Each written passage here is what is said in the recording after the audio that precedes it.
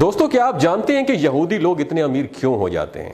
تو کسی مسلمان نے ایک یہودی سے پوچھا کہ ساری دنیا میں جتنی بڑی کمپنیز ہیں وہ یہودیوں کی ہیں، حالانکہ تمہاری تعداد سب سے کم ہے، پھر بھی تم لوگ سب سے آگے ہو، یعنی تمہاری تعداد پوری دنیا میں 9.2 ملین ہے اور مسلمان 1 ارب 40 کروڑ ہے۔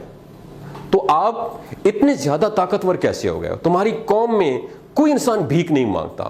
تو اس پر یہودی نے جو جواب دیا، آپ نے دماغ کی کھڑکیوں کو کھول کے وہ جواب سنا ہے۔ اس نے بتایا کہ ہم اپنی زندگی ان 3 اصولوں پہ گزارتے ہیں۔ نمبر 1، ہم اپنی زندگی علم حاصل کرنے میں لگا دیتے ہیں۔ نمبر 2، وہ کہتے ہیں کہ ہم اپنے بچوں کو بچپن سے ہی بزنس کرنا، تجارت کرنا سکھاتے ہیں۔ نمبر 3، ہم اپنے اندر بھائی چارگی پیدا کرتے ہیں، ایک دوسرے کو سپورٹ کرتے ہیں، اور یہودی دنیا میں کسی جگہ پہ بھی رہتے ہیں تو ایک دوسرے سے کنیکٹ رہتے ہیں، اور چاہے ہم کتنے ہی بڑے کیوں نہ ہو جائیں، ہم اپنے مذہب کے لیے صرف کام کرتے ہیں۔ اور ہم نے یہ ساری چیزیں، آپ کو پتہ ہے کس سے سیکھی؟ یہ یہودی کہہ رہا ہے، وہ بتاتا ہے کہ ہم نے یہ ساری چیزیں تمہارے نبی کریم صلی اللہ علیہ وآلہ وسلم سے سیکھی ہیں۔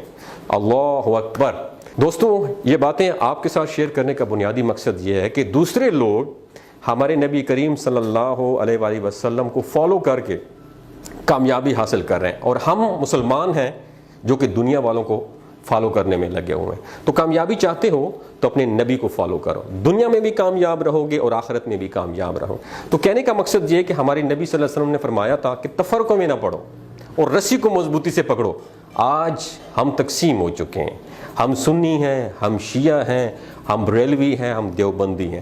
اس تقسیم نے ہمیں توڑ کے رکھ دیا، ہمیں قوم نہیں بننے دیا، ہمیں امت نہیں بننے دیا۔ وجہ کیا ہے کہ ہمارے ریموٹ کنٹرول کہیں اور سے آپریٹ ہوتے ہیں۔ ان کا بیسک بنیادی مقصد یہی ہے، ڈیوائڈ اینڈ رول۔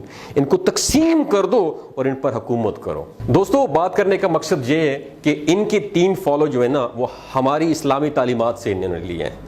یہ بھائی چارگی کو اپناتے ہیں، ہمارے اندر بھائی چارگی بالکل بھی نہیں ہے، ہم بالکل بھی ایک دوسرے کو دیکھ ہی نہیں سکتے۔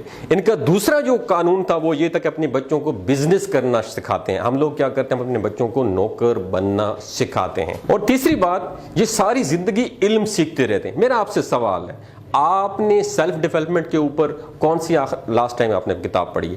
آپ نے قرآن کو ترجمے اور تفسیر کے ساتھ کب پڑھا ہے؟ صرف ثواب کی نیت سے پڑھا ہے۔ دوستو، یہ کہنے کا مقصد یہ ہے، اپنی اسلامی تعلیمات پر غور کرو، آپ دنیا کی سب سے عظیم قوم بن جاؤ گے۔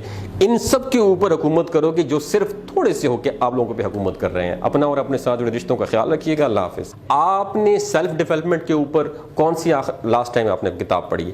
آپ نے قرآن کو ترجمے اور تفسیر کے ساتھ کب پڑھا ہے؟ صرف ثواب کی نیت سے پڑھا ہے۔ دوستو، یہ کہنے کا مقصد یہ ہے، اپنی اسلامی تعلیمات پر غور کرو، آپ دنیا کی سب سے عظیم قوم بن جاؤ گے۔